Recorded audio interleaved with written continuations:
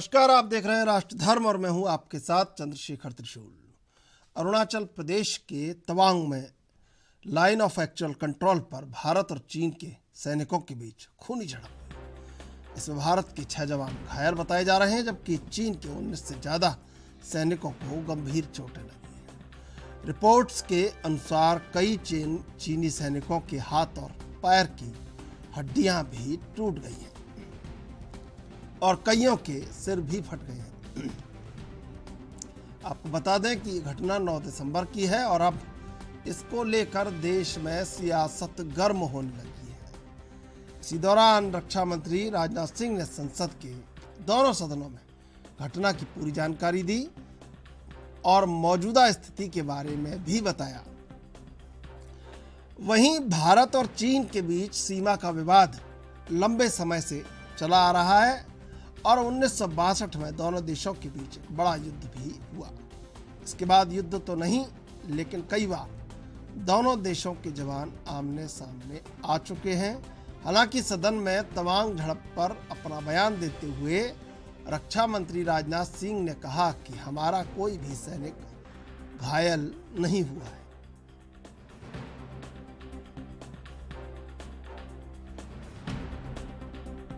महोदय, 9 दिसंबर 2022 को Chinese PLA troops ने तवांग सेक्टर के यांगसे एरिया में लाइन ऑफ एक्चुअल कंट्रोल पर अतिक्रमण कर स्टेटस को एक तरफा बदलने का प्रयास किया। चाइना के इस प्रयास का हमारी सेना ने दृढ़ता के साथ सामना किया। उपसभापति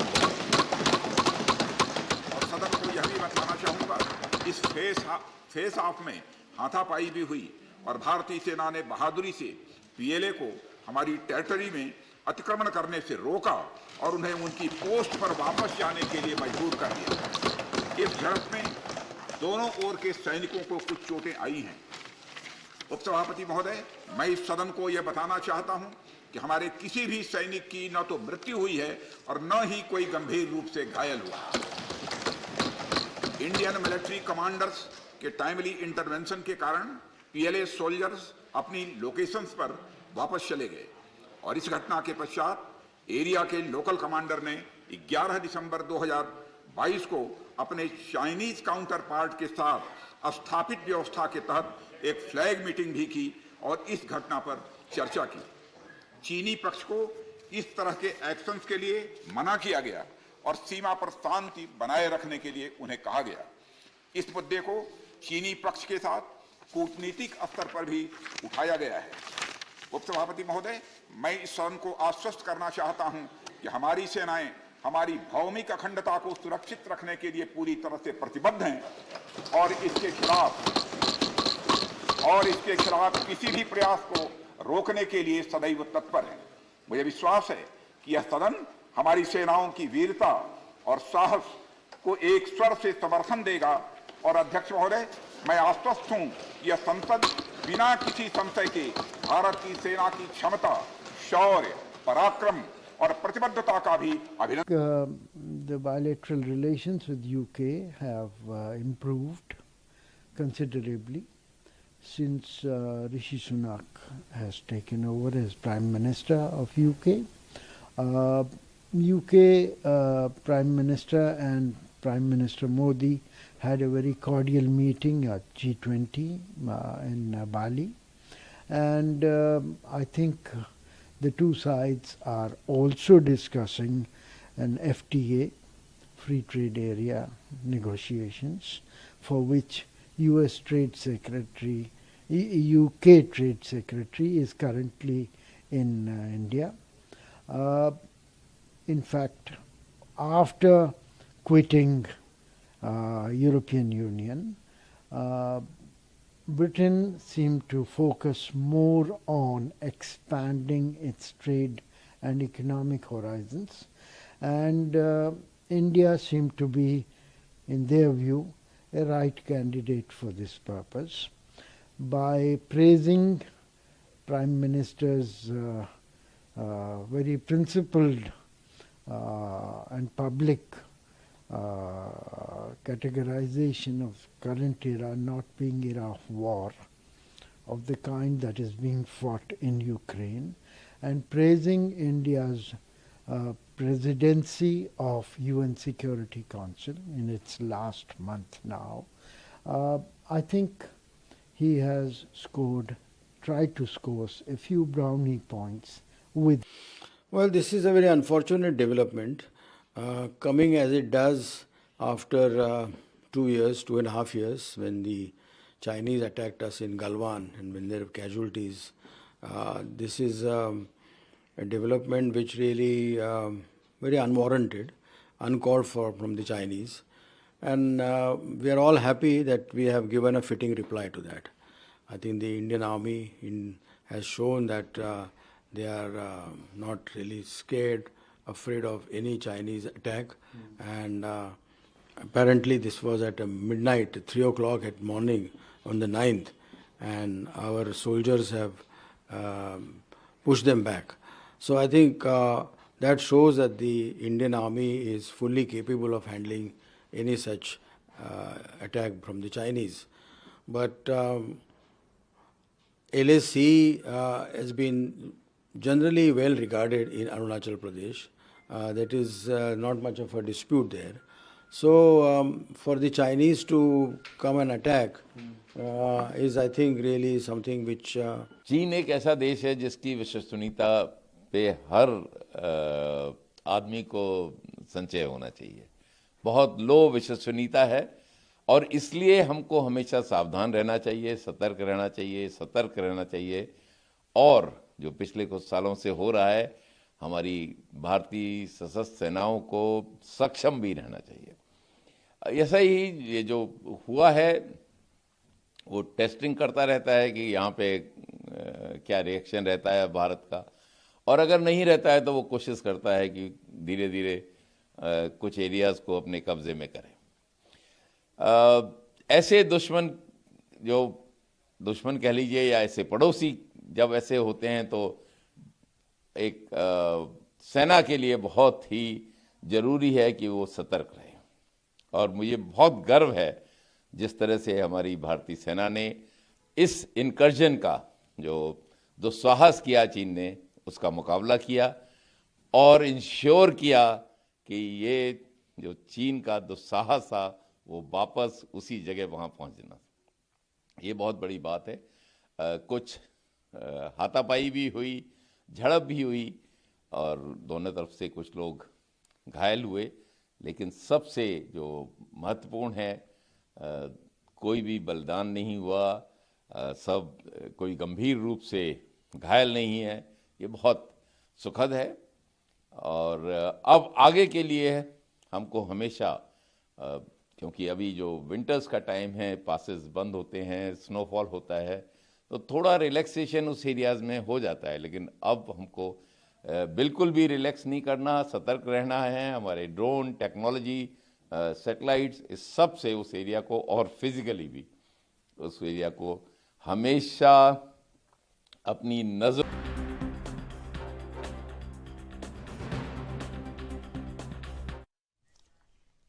इसी मुद्दे पर चर्चा करेंगे। 3 मेहमान हमारे साथ जुड़े हुए हैं। Retired group captain VN Jha, रक्षा विशेषज्ञ; प्रभात त्रिपाठी, वरिष्ठ पत्रकार; विपिन शर्मा, वरिष्ठ पत्रकार। आप तीनों का स्वागत एएनबी न्यूज पर। सबसे पहले झा साहब आपके पास आएंगे। झा साहब, लगातार बड़े लंबे समय से ये बात भारत कहता रहा कि नक्शा नपवा लीजिए, ज़मीन किसकी है किसकी नहीं है देख लीजिए भाई, सीमा पे आके बैठ लीजिए, लेकिन उधर से कोई जवाब कभी नहीं आता और बस टालम टोली होती रहती है। जैसे पड़ोस में लड़ाई होती है, कहते हैं भैया किसकी ज़मीन कितनी है देख लो आके। 62 के बाद से लगातार ये चल रहा है। झा साहब, मैं कहीं गलत हूँ तो मुझे रोक भी दीजिएगा, मेरी जानकारी आपसे ज़्यादा नहीं हो सकती। लेकिन झा साहब, ये सीमाएं नापने का काम चीन क्यों इंटरेस्टेड नहीं है? उसकी सबसे बड़ी वजह है कि 43% ज़मीन चीन की दूसरे देशों की हड़पी हुई है। तो ऐसे में क्या लगता है कि ड्रैगन की आंखों में, उसकी आग उगलती जीभ से कहीं कोई मीठा, कहीं कोई रिश्तों का ऐसा अपनापन निकल पाएगा? हम 1 लाख अरब डॉलर का व्यापार पहुंचाएं, चाहे 5 लाख डॉलर का पहुंचाएं, हम कितनी भी कड़ी निंदा कर लें, कितनी भी कड़ी निंदा कर लें, क्या लगता है कि कहीं ना कहीं अंतर्राष्ट्रीय स्तर पर या हमें स्वयं के स्तर पर कोई कड़ी एक जो मजबूत एजेंडा है उसको रखना होगा सीमा नापने को लेकर। अपने चैनल से बुलाने के लिए बहुत बहुत धन्यवाद और सारे दर्शकों से मेरा अभिनंदन। देखिए, आपने जितने भी बातें रखी हैं सब बिल्कुल बेतुक है, मतलब इसमें कोई संशय है ही नहीं। एक चीज और याद रखिए, चीन के डीएनए में मक्कारी है और ये आज से नहीं है, धोखा भी है। ये 1949 में जब से वो आजाद हुआ था, जिस तरह से हिंदी चीनी भाई कह के आपके पीठ में छुरा भोंका, और उसके बाद से ये सारी चीजें चली आ रही हैं। कभी भी उसने भारत का जो संप्रभुत्व है वो माना ही नहीं है। हमने उसका वन चाइना पॉलिसी तो मान लिया है, लेकिन वो भारत को नहीं मानता है। आप जानते हैं कि अरुणाचल को कभी भारत का पास माना ही नहीं है। तो इस तरह से जो चीजें चली आ रही हैं, और आज जो भी हो रही है इसका पटकथा आज से 7 साल पहले ही लिखा जा चुका है। क्योंकि जो चीन ने जो माओ से तुंग ने, माओ जेडोंग जिसको हम लोग कहते हैं, उन्होंने जो 5 फिंगर्स का अपना एक इंडिकेशन दिया था चाइनीज एडमिनिस्ट्रेशन को, सीसीपी को, कि ये 5 फिंगर को तुम लो, उसमें लद्दाख, उसमें नेपाल, उसमें भूटान, सिक्किम और अरुणाचल, ये 5 जो थे तो उससे निगाह उसके ऊपर में बरकरार रखे हुए हैं और उसी के ऊपर में वो काम करते हैं। अब आती है कि हम सेना की भूरी भूरी प्रशंसा करते हैं कि उन्होंने उनको खदेड़ भगाया, लेकिन एक सवाल भी उठता है जो बाद में जब आपका प्रश्न आएगा तो मैं आपको जवाब दूंगा, लेकिन इसका मैं आपको हिंट देता हूँ। आखिर ये बार बार हो क्यों रहा है साहब? आप जानते हैं कारगिल क्यों हुआ? कारगिल इसलिए हुआ कि इसी विंटर के सीजन में, उन दिनों में जब हमारी सेना जो थी चौकसी, जब वो जो चोटी से नीचे आ गई थी, पाकिस्तानियों ने जाके वहां पे कब्जा जमा लिया। मुझे लगता है कि अभी जो यहाँ पे 9 को हुआ है, शायद चाइनीज ने यही कैलकुलेशन किया होगा कि अब बर्फबारी हो गई है और वहां से जो भारतीय सेना है वो नीचे आ गई होगी, तो चलो जमा लेते हैं। और मान लीजिए और याद यकीन कीजिए कि ये 300 स्ट्रॉन्ग फोर्सेस को आप सिर्फ रिएक्शन के लिए नहीं भेजते हैं, वो फुल्ली प्रिपेयर्ड होके आए थे कि अगर वो आ गए यहाँ पे तो यांगत्से का जो पूरा रिज है लगभग 23 किलोमीटर का लंबा है और उसकी ऊंचाई 17,000 से लेके 18,000 के बीच में निर्भर करती है। अगर वहां पे आके वो बैठ गए तो पूरा का पूरा तवांग जो एरिया है, सेक्टर है, वो उनके लाइन ऑफ साइट में होती है और फिर आप वहां से उनको निकाल नहीं पाएंगे। आप जानते हैं कि बाकी जगहों में क्या हुआ, जापान में क्या हुआ था,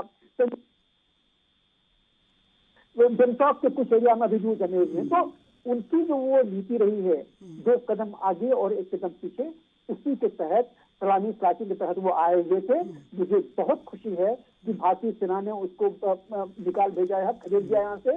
लेकिन ये सवाल भारत सरकार को सेना के साथ में बैठ के निर्णय करना होगा कि आगे इसको कैसे रोका जाए। ठीक है, प्रभात त्रिपाठी जी, मेरी आवाज मिल रही होगी आपको? हाँ चंद्रशेखर जी बताइए। प्रभात त्रिपाठी जी, हमने आज किसी पार्टी के व्यक्ति को नहीं बुलाया। हम बड़ी सार्थक और गंभीर बहस करना चाहते थे। विपिन शर्मा जी को बुलाया, वीएन झा साहब को आमंत्रित किया, आपको बुलाया। हम बहुत लंबे पुराने इतिहास पर नज़र डालें तो हमने कभी नहीं कहा कि ये जो गिलगिट बाल्टिस्तान से लेकर वेनिस इटली तक जो 6,500 किलोमीटर का रोड है, इसे उत्तरापथ कहा गया और दुनिया के इतिहास में सैकड़ों वर्षों से कहा गया। लेकिन फर्नांडिस मैगलिन हो, मार्को पाउलो हो, चीन उसको सिल्क रूट लिखवाता रहा। तब हमारी इच्छा शक्ति कमज़ोर थी और कृष्ण मेनन भी जाने कहाँ किस हवा में थे। हालांकि राष्ट्रपति तो विरोध करते रहे, लेकिन अब जो दौर है वो राष्ट्रवाद का, गहरे राष्ट्रवाद का दौर है। अगर ये सीमा नहीं नपी, क्योंकि चीन का जो विस्तारवादी रवैया है और चीन को लगता है कि कैसे दुनिया की सुपर पावर बनाया जाए, कैसे अपने आसपास के देशों की सीमाएं दबाई जाएं। और त्वांग को वो दक्षिणी तिब्बत का हिस्सा बताता है। कहीं दलाई लामा को लेके वहाँ त्वांग को उसको एक समस्या है कि त्वांग को लेना है, कसक भी उसके मन में है।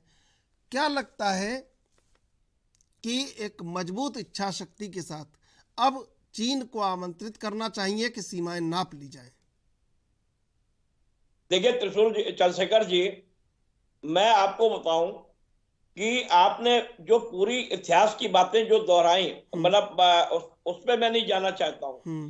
2014 का जो नया भारत है, जिसका कि दावा वर्तमान में हमारी सरकार करती है, किसी भारतीय जनता पार्टी की सरकार करती है, या मोदी जैसे इच्छा शक्ति वाले प्रधानमंत्री इस देश में हैं, मैं ये कहता हूं ये गलवान और ये तवांग क्यों हुआ, आखिर ये क्यों हो रहा है। देखिए इसको समझना होगा। हमारे रक्षा विशेषज्ञ, हमारे सारे लोग बैठे हुए हैं। मैं एज ए जर्नलिस्ट होने के नाते मैं एक बात कहना चाहूंगा आपके माध्यम से कि देखिए इच्छा शक्ति की जब बात आती है, चाइना एक विस्तारवादी नीति पे हमेशा चलता है। भारत के अंदर हो, चाहे वो पाकिस्तान के अंदर हो, चाहे वो उसकी और भी सीमाएं हो, उसने इतनी सीमाओं पे कब्जा कर रखा है कि अगर वो लोग इनको एक जैसे कहते हैं आउटलुक नोटिस भी नहीं दे पा रहे हैं। अरे भाई आप बताइए, फ्लैग मीटिंग आपकी हो रही है, आपके जवान सेना पे कोई सवाल नहीं उठा रहा है। सेना पे सवाल उठाना भी नहीं चाहिए, क्योंकि अगर हमारी सेना सीमाओं पे नहीं होगी तो आज हमारी और भी जमीनें चली जाती। सवाल इस बात का है कि हमें अब एक डोजियर देना पड़ेगा। हमें ये वक्त आ गया है, चाइना का हम 1 लाख करोड़ का 2 लाख करोड़ का मार्केट पूरा बंद कर दें।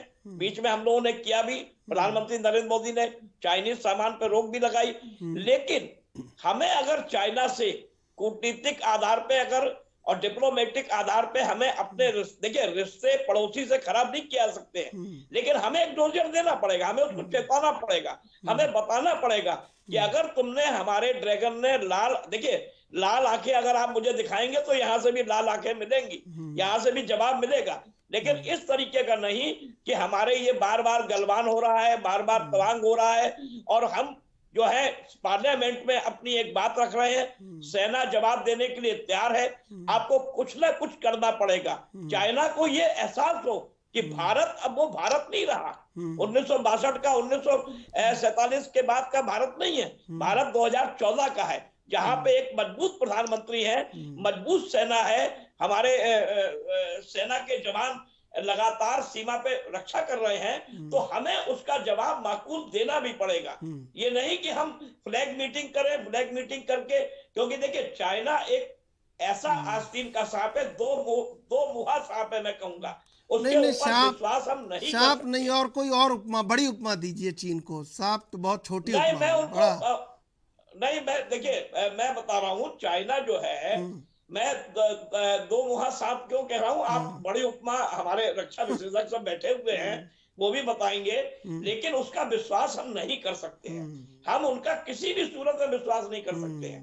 और चाइना अगर सुपर पावर है, कहता है अपने आप को, मैं नहीं मानता सुपर पावर हम भी हैं, हम भी हो गए हैं सुपर पावर, लेकिन इसका जवाब तवांग का देना पड़ेगा, और हमें एक माकूल जवाब उनको देना है। हमारे सुखोई जहाज हमारे सारे अलर्ट हो गए हैं, जहाज वहां तैनात कर दिए गए हैं, लेकिन तैनात करने से काम नहीं चलेगा। बार बार वो ये हिमाकत क्यों करता है चाइना, क्योंकि उसे मालूम है कि भारत जो है अपने और पड़ोसी राज्यों से घिरा हुआ है, पाकिस्तान से घिरा हुआ है, पीओके से लगा हुआ है। अरे भाई ये यहाँ की जो हमारी स्थिति है, हमें जवाब देना पड़ेगा। पार्लियामेंट में हमने जवाब दिया, गृह मंत्री ने जवाब दिया, लेकिन राजनीति नहीं होनी चाहिए इसमें। जिस तरीके से आज दिन भर राजनीति हो रही है कि भारतीय जनता पार्टी कह रही है कांग्रेस ने चाइना से पैसा लिया है, ये समय इस तरीके की राजनीति का नहीं है, ये समय है जवाब देने का। और अगर हमने जवाब माकूल दिया तो चाइना की हिम्मत नहीं है। चाइना वैसे भी आइसोलेट है कोविड के बाद पूरे इंटरनेशनल कम्युनिटी में, तो आप उसका फायदा ले सकते हैं। अगर आप नहीं लेंगे तो आप जो है आप तवांग को खोज देंगे आगे चल के। बिल्कुल। विपिन शर्मा जी, देखिए 62 से पहले भी 16 महाजनपद का एक सेनापति हुआ पुष्यमित्र सुंग, जिसने पूरे चीन को जीत लिया था। वहाँ से लेकर अभी तक भारत उतना ही सशक्त है, उतना ही सामर्थ्यवान है और उतना ही शक्तिशाली है। 130-35 करोड़ जितने लोग हैं सब सैनिक हैं, अपने देश पे मर मिटने को तैयार हैं। और ये बात सरकार अच्छी तरह जानती है कि हम सब अपने देश से बहुत प्यार करते हैं। लेकिन जो वर्तमान में चल रहा है कि बार बार चीन कहीं ना कहीं हमें विवश करता है और कहीं ना कहीं मजबूर करता है कि हम सोचें, परिपक्व होकर सोचें कि इस बार क्या करना चाहिए, कैसे करना चाहिए। क्योंकि एक तरफ 1 लाख अरब का व्यापार है और दूसरी तरफ सीमाएं कहीं ना कहीं प्रभावित हो रही हैं। हालांकि हम खड़े हैं पूरी मुस्तैदी से, लेकिन एक राजनीतिक विचार, परिपक्व विचार निकलना इस समय आवश्यक है कि नहीं?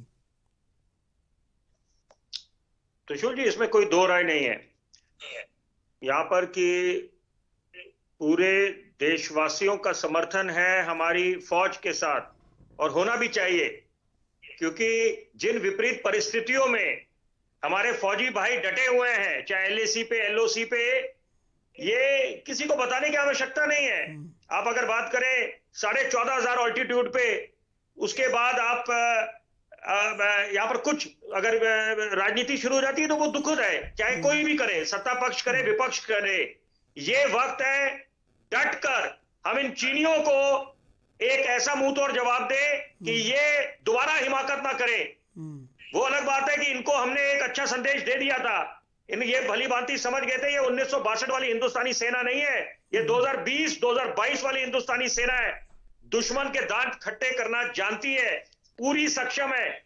और सबसे बड़ी बात है, हमने तो सर्जिकल स्ट्राइक करी थी इनके चीनियों के ऐप्स पर, तो हमने दोनों चीजों की नीति इनके साथ चलेगी, बुलेट्स और वॉलेट्स पे भी मार देनी है इनको, और बुलेट्स। और सबसे बड़ी बात है कि स्टेटस को, ये हमें इस चर्चा में उसका जिक्र करना पड़ेगा कि यहां पर जो स्टेटस को ऑल्टर करेगा, जो वहां पर जो स्थिति बनी हुई है यथास्थिति, उसको अगर कोई बिगाड़ने का माहौल करेगा तो वही जिम्मेदार होगा अपने आप में। पहले भी हमने देखा 15 जून को जो 2020 में, वहां पर क्या था, पहले दुनिया को संक्रमित कर दिया कोरोना नामक महामारी से, और दूसरी तरफ अतिक्रमण शुरू कर दिया गलवान पर। तो ये चीनियों पे कभी भरोसा नहीं करा जा सकता। हमारा दुश्मन नंबर, हिंदुस्तान के संदर्भ से बात करें तो दुश्मन नंबर 1 चीन है, दुश्मन नंबर 2 पाकिस्तान है। यहां पर सतर्क रहने की आवश्यकता है। आपको कई पुख्ता कदम उठाने पड़ेंगे और फौज कर रही है। अगर आप बात करें हमारी कूटनीति की, मैं उस पर कुछ बोलना चाहूंगा। मिलिट्री लेवल पर, डिप्लोमेटिक लेवल पर बातचीत, ये दौर चलता रहता है, कोई क्लोज डोर पॉलिसी नहीं है। और यहां पर पहले भी कॉर्पोरेट कमांडर लेवल पर बातचीत हुई है, डिप्लोमेटिक लेवल पर बातचीत हुई है चीनियों के साथ, लेकिन ये बाज नहीं आते। और ये बात समझनी पड़ेगी कि हिंदुस्तान का लोहा पूरा विश्व मान रहा है इस समय। नेतृत्व भी बहुत बड़ी बात होती है, इच्छा शक्ति आप दिखाते हैं। ये राजनीति का समय नहीं है कि पहले किसके कार्यकाल में जमीन दी गई, अतिक्रमण करा गया, अभी ये विषय नहीं है। ये विषय है कि हम अपनी फौज का मनोबल 7वें आसमान पर रखें, ये सुनिश्चित करें कि दुश्मन को एक ऐसा संदेश मिले चीनियों को कि वो दोबारा हिमाकत भी ना करे। और साथ में, क्योंकि ये बात भूलनी नहीं चाहिए कि 14 मुल्कों के साथ चीन का अपनी सीमा विवाद चल रहा है, जबकि हमारा जो सीमा विवाद बाकी मुल्कों के साथ है हमने लगभग सुलझा दिया है। और ये बातें चीन की जो ये सॉफ्ट लोन पॉलिसी है, डेब्ट ट्रैप पॉलिसी बोलते हैं, ये प्रलोभन देकर छोटे छोटे मुल्कों का बेड़ा गर्क कर देती है। ये बातें अब भली भांति लोगों को समझ आ रहा है। और अभी जो पहले सम्मानित वक्ता बोल रहे थे, मैं उनकी बात से बिल्कुल इत्तेफाक रखता हूं कि यहाँ पर चीनियों की जो साजिश है, षड्यंत्र है, वो दुनिया समझ चुका है और उनका बहिष्कार होना चाहिए। ये न जाने कौन से किस चीज का इंतजार हो रहा है कि उनका तो वैश्विक स्तर पर बहिष्कार होना चाहिए। इनके खिलाफ कार्रवाई बनती है। लाशों के अंबार लग गए थे। कोरोना की जो बीमारी दी है वुहान शहर से जो निकला है, वो पहले तो हमें लगा कि ये कोई बहुत बड़ा कोई वायरस है, उसके बाद धीरे धीरे समझ आने लग गया गैर रासायनिक युद्ध भी ये, क्योंकि चीनियों के साथ में कुछ भी ये कहना कि आप किसी बात को नकारें तो वो चीज मुमकिन नहीं है। चीनियों के साथ आपको सतर्क रहना पड़ेगा और आंख और आपको अपने दिमाग के दरवाजे हमेशा खोल के रखने पड़ेंगे। रणनीति पे बहुत कुछ निर्भर करता है इस समय लाल किले की प्राचीर से देश के माननीय प्रधानमंत्री ने जब राष्ट्र के नाम संबोधन करा, उन्होंने बोला देश के सामने दो बड़ी चुनौतियां हैं, विस्तारवाद और आतंकवाद। विस्तारवाद की बात करी तो चीनियों की तरफ इशारा करा था, आतंकवाद का इशारा करा तो वो पाकिस्तान की तरफ संदेश था। ये दोनों चीजें जो है यहां पर देशवासियों का भी दायित्व बनता है। यहां पर हम कम से कम, मुझे बड़ा दुख होता है, मैं फौजी का बेटा हूं, फौजी का पोता हूं, फौजी का भाई हूं, फौजी का भांजा हूं, फौजी का भतीजा हूं। मुझे बड़ा दुख होता है जब मेरे सेना के मुखिया के बारे में कुछ अपशब्द बोले जाते हैं या सेना के शौर्य पर सवाल उठते हैं। यहां पर आप सरकार को घेरे वो बात समझ आती है। फौज को आप राजनीति से दूर रखना चाहिए और फौज हमेशा हमें अपनी फौज पे नाज रहा है। हम सलाम करते हैं अपने फौजी भाइयों को और यहां पर अब वक्त आ गया है कि हम एकजुट हो जाएं। और सबसे बड़ी बात, मैं अपने आप को रोक नहीं पा रहा, ये वक्त आ गया है कि यहां पर हम ऐसा एक जवाब दें चीनियों को। हम क्यों नहीं, कि क्या इंतजार कर रहे हैं? दिल्ली में, राजधानी में दूतावास खोलना चाहिए, तिब्बत का, ताइवान का, हांगकांग का, जिनजियांग का। इन चीनियों को इन्हीं की भाषा में समझ आएगा कि ये नया हिंदुस्तान है। हम लोग action speak louder than words, हम करने में विश्वास करते हैं, ना कि सिर्फ बोलने में। विपिन शर्मा जी, आपने और एक बात है कि हमारे जो दलाई लामा है, ये दलाई लामा को लेकर भी, क्योंकि बौद्ध मठ है जो वहां पर है, ये उसके पीछे ये भी वजह बताई जा रही है। विपिन शर्मा जी, आपने अपने जवाब में वो बात कह दी है जो वाकई में काबिल तारीफ है। वीएन झा साहब भी खुश हो रहे हैं कि वाकई में ये दौर ऐसा है कि हमें अब जो आपने कहा है ये करने की आवश्यकता है, क्योंकि अरुणाचल प्रदेश में हमारे केंद्रीय मंत्री जा रहे हैं, परेशानी बीजिंग को हो रही है, हमारे प्रधानमंत्री जा रहे हैं, परेशानी बीजिंग को हो रही है, और तमाम तरह की परेशानियां इस कदर उनकी हैं कि हमारे देश पर ऐसी उन्होंने निगाह लगा रखी कि कैसे 7 सिस्टर्स को बाधित करें, कैसे येलो रिवर को पोषित करें और ब्रह्मपुत्र को डैमेज करें, तमाम तरह की बातें। वीएन झा साहब, लगता नहीं है कि विपिन शर्मा जी ने चाहे किसी भी अंदाज में ये बात कही कि आज ज़रूरत है कि इस तरह के दूतावास हम खोल के बता दें कि भाई तुम देख लो।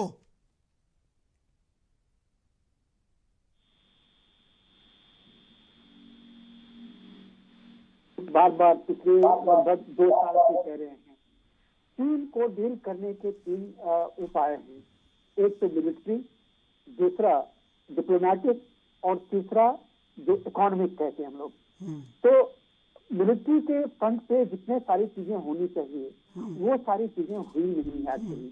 क्योंकि आज के दिन में मैंने जैसे आपको हिंट दिया था कि आखिर ये इस तरह से अतिक्रमण हो क्यों रहा है, चाहे कारगिल हो, चाहे गलवान हो, चाहे और कहीं हो। एक हमारा विंग जो है, जो पीस टाइम जो विजिल रखता है बॉर्डर पे, उसको थोड़ा सशक्त करने की जरूरत है। और इसीलिए मैंने आपको हिंट दिया था कि अब ये रक्षा मंत्रालय के ऊपर में और सेना के अधिकारी हैं, इनके बीच में एक ऐसा सामंजस्य हो जिसमें होम मिनिस्ट्री को भी लाया जाए, क्योंकि पैरामिलिट्री उनके अंदर में होती है, चाहे वो बीएसएफ हो या आईटीबीपी हो, ये होम मिनिस्ट्री के अंदर में है। तो एक ऐसा माहौल हो कि ये जो पूरा 3400 किलोमीटर का जो हमारा लंबा स्ट्रेच है, 3500 किलोमीटर रख लीजिए, तो इसमें कहीं न कहीं आपको विजिलेंस तो रखनी पड़ेगी, और वो ऐसी विजिलेंस के फुल प्रूफ हो के चाइनीज हमारे साथ में, हमारे अंदर में ना घुस सके। यही सबसे बड़ी प्रॉब्लम है। अभी पिछले महीने जो बाराहोती में जो उत्तराखंड में जो उन्होंने घुसपैठ किया था, क्यों क्या था? बात तो वही है कि हम उनके ऊपर में ध्यान नहीं रख पाए। और जैसे थोड़ी देर पहले आपके जो प्रीएम्बल थे उसमें कह रहे थे कि हम सैटेलाइट को यूज करेंगे, हम ड्रोन को यूज करेंगे। बेशक टेक्नोलॉजी को तो लाना ही होगा, लेकिन उस टेक्नोलॉजी के अलावे जो सब लोग हिंट दे रहे हैं कि भारत को प्रोएक्टिव होना पड़ेगा। भारत को, मैंने भी आपको कहा था कि भारत को वो जुबान बोलनी पड़ेगी, वो भाषा बोलनी पड़ेगी जो चीन के समझ में आती है। और इसीलिए मैंने कहा था कि ये सारी चीजें तो हों। आज के दिन में भारत के पास में वो मिलिट्री क्षमता आ गई है, लेकिन चीन नहीं चाहेगा कि ये हल हो जाए। क्योंकि आपका पहला प्रश्न था कि आखिर हम ये इंटरनेशनल बॉर्डर से एग्रीमेंट क्यों नहीं कर पा रहे हैं। कम से कम ये 5 एग्रीमेंट हैं, कुछ 90s के हैं और कुछ 2001 के बाद में हुए हैं। और उन पांचों में एक चीज बड़ा क्लियर है कि अगर कोई डिस्प्यूटेड एरिया है भी तो उसको उसका जो रेजोल्यूशन होगा वो वन साइडेड नहीं होगा, लेकिन चीन तो वही करता रहा है। चीन ने गलवान में तो इसी प्रीटेक्स्ट से उसने वहां पे इंटरप्रिटेशन किया था, चाहे गलवान हो, चाहे पेंगोंग हो, चाहे और हो, तो चीन ये करता रहा। तो उसको ये भाषा समझाने का सबसे अच्छा जो तरीका है मिलिट्री में वो ये है कि आप अपने एडवांटेज का एक एरिया सेलेक्ट करो। जैसे हम लोग जाके हेलमेट टॉप पे, ब्लैक हेलमेट पे, रेटिंगला पे जाके हम लोग बैठ गए थे, तो वो एक सामरिक दृष्टि से एक बड़ी इंपॉर्टेंट चीज है। तो ऐसे बहुत सारे जगह हैं जो कि या तो वो प्रीफैक्चर में है, वो प्रीफैक्चर में है या उसके बियॉन्ड है। तो ऐसे एरिया को हम लोग सेलेक्ट करें और उस पर जाके बैठ जाइए, चीन को करने दीजिए। हाँ, जब भारत सरकार कहेगी ठीक है अब ये बहुत ज्यादा हो रहा है तो थोड़ा सा वापस ले लो, लेकिन आपने उस एरिया पे अपना स्टैंप छोड़ दिया।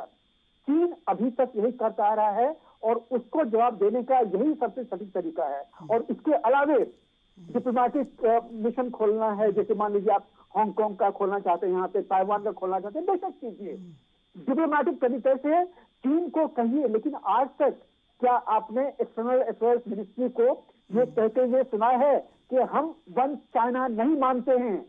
अगर भारत अगर चाइना वन इंडिया मानने के तैयार नहीं है तो we are no longer abiding ourselves with the one China policy. क्या अभी तक कभी कहा उन्होंने? नहीं कहा है। तो ऐसे स्टैंड उनको लेने पड़ेंगे जिससे कि उनको मुंह की खानी, मतलब मुंह की, देखिए थप्पड़, हमारे मैथिली में एक शब्द है थप्पड़, थप्पड़ मारो उसको कोई फर्क नहीं पड़ता है। चीन मार खाते गया गलवान से, अब यहाँ भी मार खाया है और फिर वो मार खाने के लिए आएगा। अब गांठ मान लीजिए, वो फिर से ये करने के लिए आएगा और फिर से मुंह की खा के जाएगा।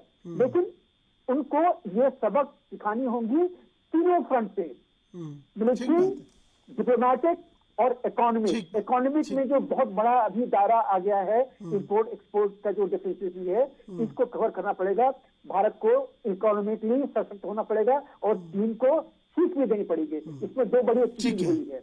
ठीक है प्रभात जी, दुश्मन से पूछने का वक्त है कि बता अब तेरी रजा क्या है। मैं आपसे जवाब लूंगा, लेकिन इससे पहले लेंगे एक छोटा सा ब्रेक के बाद फिर हाजिर होंगे।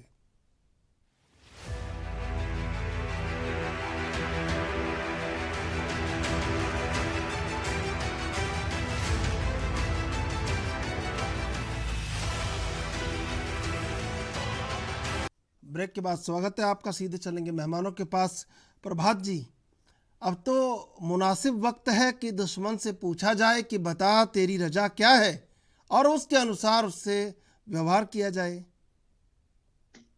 देखिए चंद्रशेखर जी, निश्चित तौर पे अभी सिन्हा साहब और जो हमारे शर्मा जी ने बताया, उन्होंने महत्वपूर्ण बातें रखी, लेकिन मैं उससे एक कदम आगे बढ़ के एक बात कहना चाह रहा हूं कि जो विस्तारवादी नीति के आधार पे चाइना अपने आप को सुपर पावर कह रहा है, 12 देश इससे प्रभावित हैं, क्यों ना प्रधानमंत्री नरेंद्र मोदी को ये पहल करनी चाहिए कि 12 कंट्रीज को बुलाएं और उनको बैठ के, जब हम हर चीज पे बात कर सकते हैं, जलवायु हमारे जितना भी आप हम इंटरनेशनल लेवल पे बहुत मजबूत है, स्ट्रांग है, हम लोग 5 सुपर पावर के उसमें भारत आता है, तो जो 12 कंट्री हैं छोटी छोटी, उन सबको बुला के बात की जाए। और जिस तरीके से अंग्रेजों ने यहाँ रूल किया था, राज किया था, हमें उन्हीं के घर में शी जिनपिंग को घेरना पड़ेगा। शी जिनपिंग बहुत कमजोर है इस समय, वहां पे उथल पुथल चल रही है। जिस तरीके से वहां उनके यहाँ नेतृत्व परिवर्तन की भी एक मांग चल रही है और कोविड को लेके जिस तरीके से वहां पे लोग सड़कों पे आंदोलन करके निकले हैं, तो चाइना को हम उठने क्यों दे रहे हैं? मैं ये कहता हूं कि मैंने उनको मारा, भगाया और मार दिया मैंने उनको, और मेरे लोगों ने उनको मारा और भाग गए, इससे काम नहीं चलेगा। आपने सर्जिकल स्ट्राइक की है, आपकी सेना बहुत मजबूत है, आपके पास एक सीडीएस है, आप सीडीएस तैनात आपने कर रखा है। उसके अलावा आपकी एयरफोर्स, आपकी वायुसेना, आपके पास रफाल है, आपके पास बड़े बड़े मतलब जहाज हैं, जो आपने आधुनिक जहाज लिए हुए हैं। ये कब काम आएंगे? जाइए उनके घर में घुस के स्ट्राइक करके आ जाइए। करना पड़ेगा हमें। अगर हम नहीं करेंगे और इस तरीके से हम कहेंगे कि चाइना सुपर पावर है और हमने उसका व्यापार रोक दिया और हमने उसको जो है मतलब एक डोजियर पे डोजियर दे रहे हैं, फ्लैग मीटिंग कर ली, इससे वो मानने वाला नहीं है। मैंने आपसे कहा कि वो विश्वास करने लायक नहीं है, हमारे साथ बैठने लायक भी नहीं है। मैं बता रहा हूं कि हमारे पास वो नेतृत्व है, हमारे पास वो सेना है कि हम उनके घर पे सर्जिकल स्ट्राइक करें और ये 2-4 दिन के अंदर हो जाना चाहिए। देखा जाएगा जब रूस और यूक्रेन युद्ध हो रहा है और विश्व में सारी जगह उथल पुथल मची हुई है, तो हम कैसे अपनी 1 इंच जमीन दे देंगे? हम कैसे आपकी विस्तारवादी योजना को सफल होने देंगे? तो अब अगर हम नया भारत कह रहे हैं, नई 2022-2024 की सेना कह रहे हैं, तो हमें वहां पे कुछ ना कुछ करके आना पड़ेगा, जिससे कि उनके घर में जो उथल पुथल मची है, उनके नेतृत्व में संकट आए सामने और उनको ये लगे कि 12 कंट्रीज की बैठक बुलाए प्रधानमंत्री नरेंद्र मोदी, बात करें कि देखिए आपकी जमीन पे इसकी निगाहें लगी हुई है, ये अपनी निगाहों को अगर नहीं ठीक करता है, नहीं बात करता है, तो हम अपने कार्रवाई करेंगे। और इसमें इंटरनेशनल समुदाय से कोई मतलब नहीं है।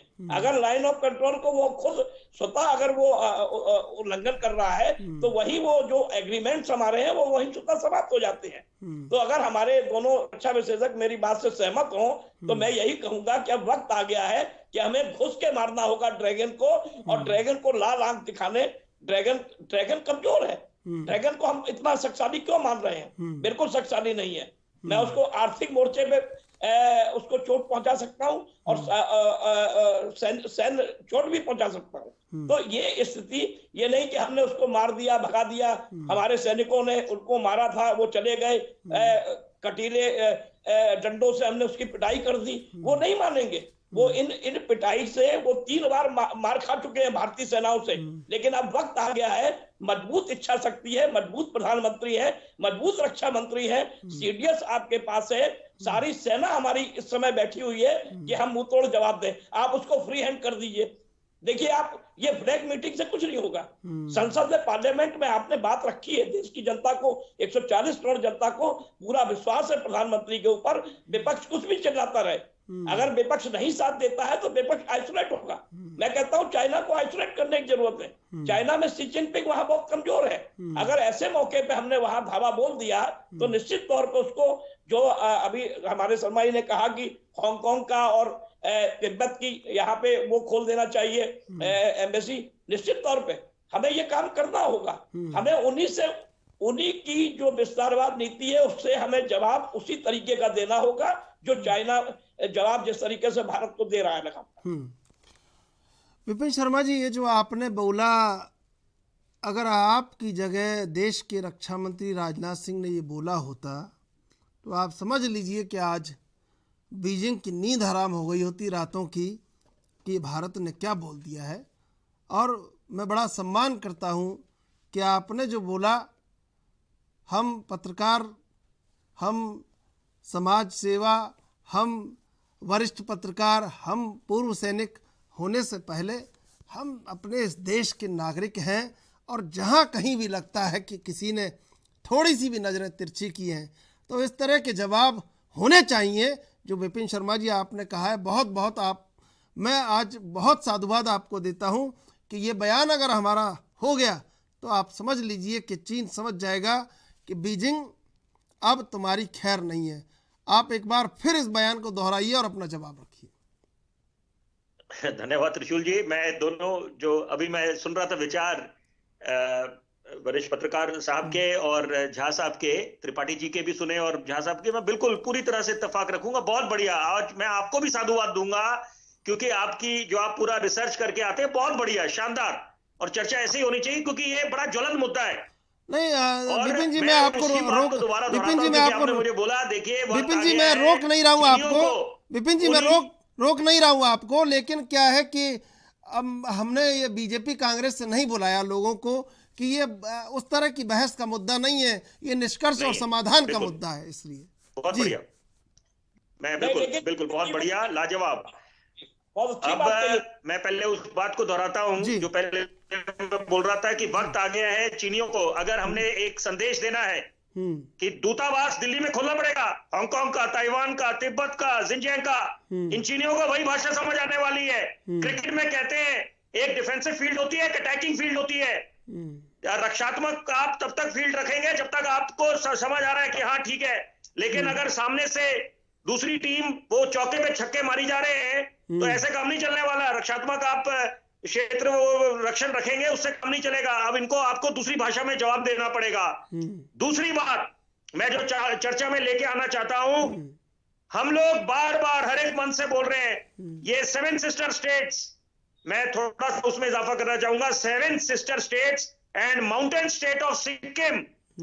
अगर सुनने में बहुत अच्छा लगता है कि यहां पर आप इंटीग्रेट करें, उनको मेन स्ट्रीम में लेके आए। सबसे बड़ा मुद्दा जो है नॉर्थ ईस्टर्न स्टेट्स का, एलियनेट क्यों महसूस करते हैं, उनको क्यों लगता है मेन स्ट्रीम में नहीं है? कनेक्टिविटी। मैं सबसे अहम बात बोल रहा हूं इस चर्चा में, मैंने बहुत लोगों से बातचीत करी, अंत में निष्कर्ष ये निकला है कनेक्टिविटी अगर हो जाए, सड़कें बद से बदतर है, वहां पर जा नहीं सकते एक जगह से दूसरे जगह, अगर वो हो जाए, आप उस लैकुने को उस समस्या का समाधान निकालने यहां पर सरकार का ध्यान चला जाए तो उससे बढ़िया बात नहीं हो सकती। आप सही माने में इंटीग्रेट कर देंगे नॉर्थ ईस्टर्न स्टेट्स को। हम लोग हिंदुस्तान को महाशक्ति बनाने का सपना संजो के बैठे हैं आंखों में। हम चाहते हैं $5 ट्रिलियन इकोनॉमी बने, आत्मनिर्भर बने, विश्व गुरु बने हिंदुस्तान। ये जब तक मुमकिन नहीं है जब तक हम इंटीग्रेट ना करें। और डोनर मिनिस्ट्री है, हम लोग पत्रकार हैं, हम खुल के बात करते हैं। डोनर मिनिस्ट्री को फंड्स मिलते हैं, एक श्वेत पत्र ले आए, व्हाइट पेपर ले आए कि उसका कितना सदुपयोग होता है। अगर वो अनयूटिलाइज रह जाता है, वो जो फंड मिलता है, तो उससे कैसे काम चलेगा? आप उसको विकास में लगाएं। वहां पर कनेक्टिविटी का जो मुद्दा है सबसे बड़ा मुद्दा है। किसी से भी बात करिए आप, अगर आप कर देंगे तो ये जो हम अरुणाचल की बातें करते हैं वो दौर निकल जाएगा। और सबसे बड़ी बात है, वक्त आ गया रैंप अप। हम बार बार बोल रहे हैं रैंप अप करना है अपना डिफेंस इंफ्रास्ट्रक्चर को। ये किसी को बताने की जरूरत नहीं है। और हमें नाज होता है एक बात पर, त्रिशूल जी, यहाँ पर चीनी बोलते हैं हमारे पास रोड बिल्डर्स हैं, हिंदुस्तान के पास बुलडोजर है, मुखार फेंकते हैं उन चीजों को। हमने भी बड़े ब्रिजेस बनाए हैं, सड़कें बनाई हैं हमारी फौज ने। ये और साइकोलॉजिकल गेम खेल रहा है इस समय। एक तो बायोलॉजिकल वॉरफेयर करा, गैर रासायनिक युद्ध चीनियों ने, जो जांच का विषय WHO करे उस चीज की जांच, वहां पर कड़े इनके खिलाफ कार्रवाई होनी चाहिए। लेकिन साइकोलॉजिकल गेम खेलता है चीन। विपिन शर्मा जी, पहले proxy, Vipin Sharma ji, proxy war कहते हैं, विपिन शर्मा जी, नीति के तहत चलता था चीन। विपिन शर्मा जी, ये हम सबको समझ आ गया, छोटे मुल्कों को भी समझ आ गया है। विपिन शर्मा जी, जो गांव है नेपाल का, वो वहां पर उसने पूरा हथियार लिया, बेड़ागर्क कर दिया नेपाल का। और इतने वर्षों से नेपाल हिंदुस्तान को बड़ा भाई मानता था, इनके प्रलोभन में आ गया। उसके बाद क्या हुआ वो सबके सामने जग जाहिर है। अब लेकिन अब यहाँ पर वक्त है, ये जो दौर है, ये दौर है चेक्सिट का। हम लोग अमूमन बात करते आए ब्रेक्सिट की, ब्रिटेन का यूरोपियन यूनियन से एग्जिट होने की बात करते हैं। ये वक्त है चेक्सिट का, जब विश्व के बड़े बड़े मुल्क अपने व्यापारिक नातों से, चीन के साथ जो उनके व्यापारिक नाते हैं, उनसे बाहर निकलेंगे। हमने चर्चा के शुरुआत में जिक्र करा कि लोग बड़े बड़े मुल्क भाग गए। ये चीन की साजिश जो थी, संक्रमित करा, बीमार कर दिया, लाशों के अंबार लग गए, शमशान घाट, कब्रिस्तानों में लंबी कतारें थी, किसी को समझ नहीं आ रहा था ये क्या हुआ। ठीक है, यहाँ पर अब एक वैश्विक स्तर पर इनका बहिष्कार होगा। चेक्सिट का मतलब ये है, उसका सीधा फायदा हिंदुस्तान को मिलेगा, बशर्ते बिल्कुल। हम परसेप्शन, हम जो धारणा है, हिंदुस्तान राजनीति के लिए बेशुमार मुद्दे हैं, एक दूसरे को घेरने के लिए, लांछन लगाने के लिए, एक दूसरे में ठीकना फोड़ने के लिए। लेकिन जो मुद्दे राष्ट्र हित से जुड़े हैं, राष्ट्र सर्वोपरि, वहां पर राजनीति नहीं होनी चाहिए। वहां पर एक मकसद होना चाहिए कि यहाँ पर हम कैसे सुनिश्चित करें कि हम लोग सब महफूज रहे, हमारा झंडा ऊपर रहे और तिरंगा जो हमारी आन मान शान है उसके लिए हम मर मिटे। बिल्कुल। झा साहब, ये जो मैं सवाल करने जा रहा हूँ, दरअसल ये चूंकि आपसे मुझे नहीं करना चाहिए, लेकिन विदेश की नीतियों से जुड़ा हुआ सवाल है, इसलिए कर रहा हूँ कि चीन उइगर मुसलमानों पे इतना अत्याचार कर रहा है और उनको प्रताड़ित कर रहा है, कहीं दुनिया के किसी मंच पर कोई आवाज़ नहीं है। और आप देखिए कि सऊदी अरब में जिस तरह का ग्रैंड वेलकम हुआ है, आसमान में इंद्रधनुष बना दिया सऊदी अरब ने, और हुआवे जो कि जासूसी के लिए पूरी दुनिया में कुख्यात है, उसको दे दिया काम।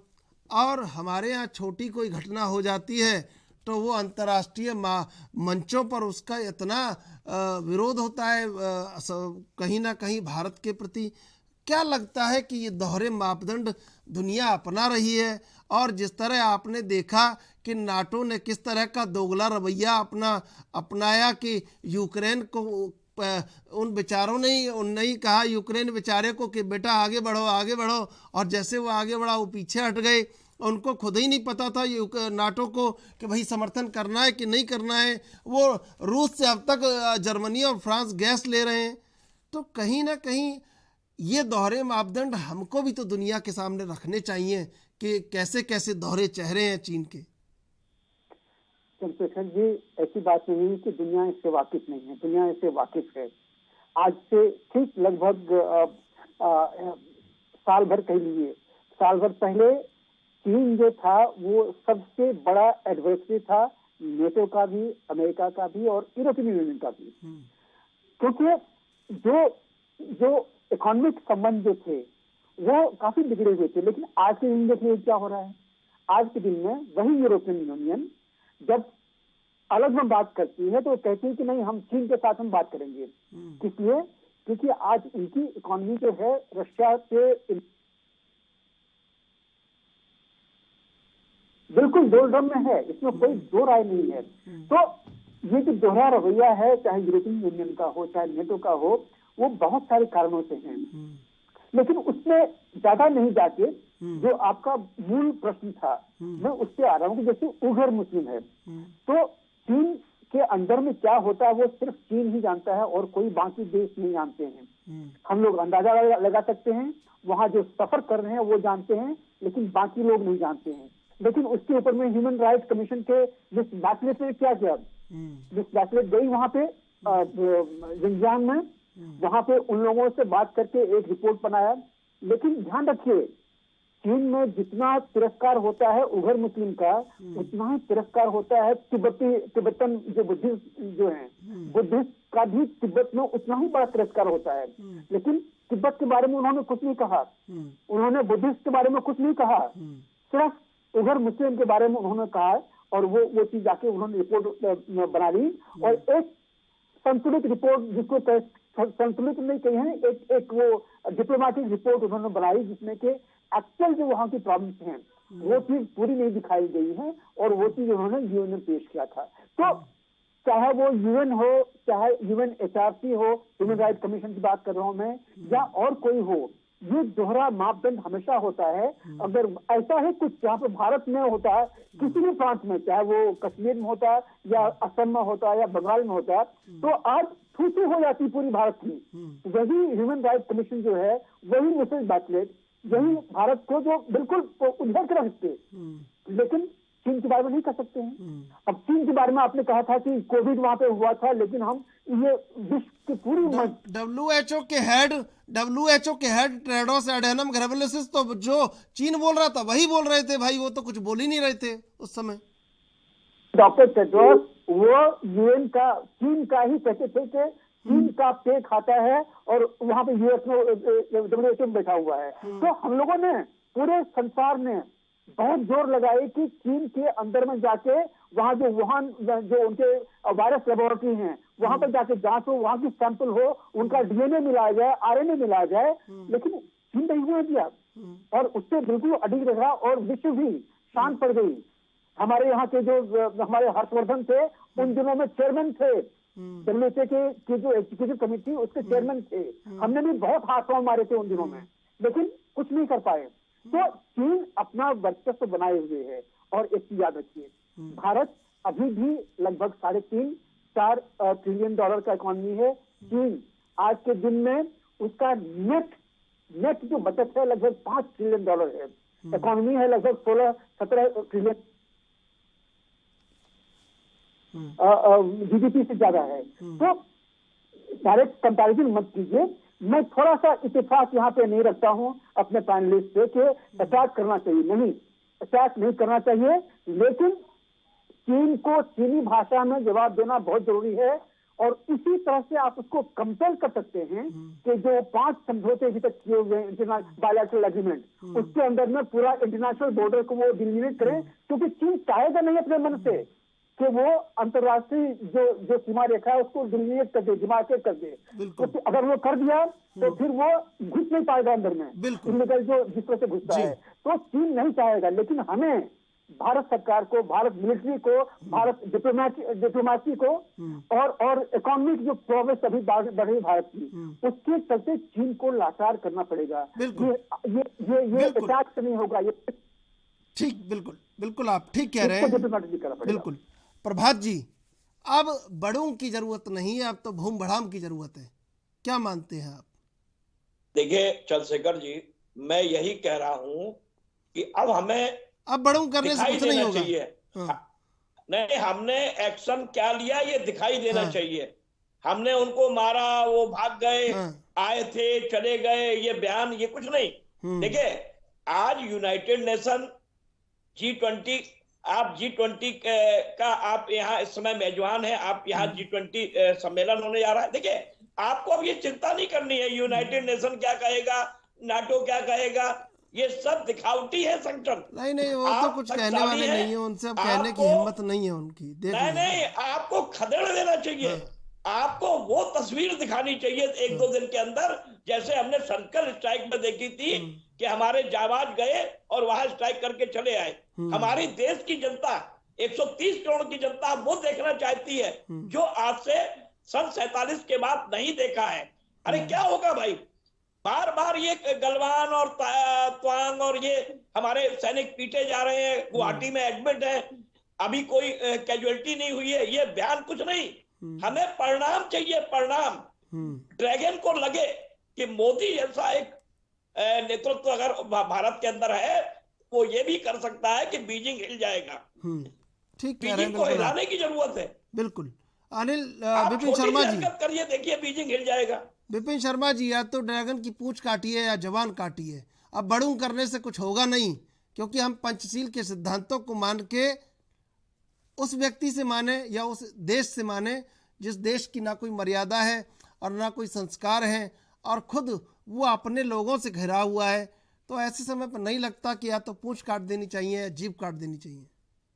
निश्चित तौर पर, निस्संदेह यहाँ पर, क्योंकि चीन पे कभी आप भरोसा नहीं जता सकते और कोई उम्मीद रखनी भी नहीं चाहिए। वो अलग बात है कि कूटनीति के तहत दरवाजे हमेशा ओपन डोर पॉलिसी होनी चाहिए, बातचीत का दौर, संवाद का दौर वो चलता रहना चाहिए, वो एक प्रक्रिया है।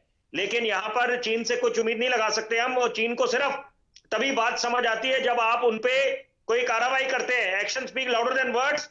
और ये बात भूलनी नहीं चाहिए कि जो ये फॉरेन फंडिंग होती है, कुछ जो हमारे यहाँ पर कुछ ऐसी अप्रिय घटनाएं होती हैं या कुछ ऐसी चीजें जिन जो असामाजिक तत्व कहें या शरारती तत्व कहें या जो अपने नापाक मंसूबे में जब जो कोशिश करते हैं हिंदुस्तान में कि शांति का माहौल बिगड़े, तो यहाँ पर उसके पीछे भी चीनियों का हाथ है। तो ये बात समझनी पड़ेगी कि चीनियों को घेरना पड़ेगा, ये तभी समझेंगे। और सबसे बड़ी बात है जो फेक नैरेटिव, ये जो फेक नैरेटिव स्प्रेड होता है, अपने यहाँ पर इनके अल्पसंख्यकों पे जो उनका नरसंहार हुआ या उनपे जो अत्याचार हुए उस पे लीपापोती कर देते हैं। लेकिन यहाँ पर हिंदुस्तान में कोई अगर घटना होती है तो उसका दुष्प्रचार हो जाता है। तो ये चीजें अब वो अलग बात है, अब समझ आने लग गया दुनिया को कि ये जो उनका प्रोपेगेंडा चलता आया है उससे अब बात नहीं बनने वाली। हम लोग अपने मुल्क पे गर्व करते हैं। बिल्कुल, प्रत्येक भारतीय सैनिक है और अपने देश के सम्मान के लिए लड़ सकता है। समय समाप्त हो रहा है। विपिन शर्मा जी, प्रभात त्रिपाठी जी, वीएन झा साहब, आप तीनों का धन्यवाद डिबेट में जुड़ने के लिए। पूरा देश एकजुट है और देश पर आंख उठाने वाले हर एक देश से बदला लेने में सक्षम है, लेकिन जो सरकार करेगी इस पर पूरा भरोसा है। ऐसे में देखना होगा सरकार क्या करती है। बहरहाल देश विदेश की ताज़ा तरीन खबरों पर आप देखते रहिए एएनबी न्यूज़।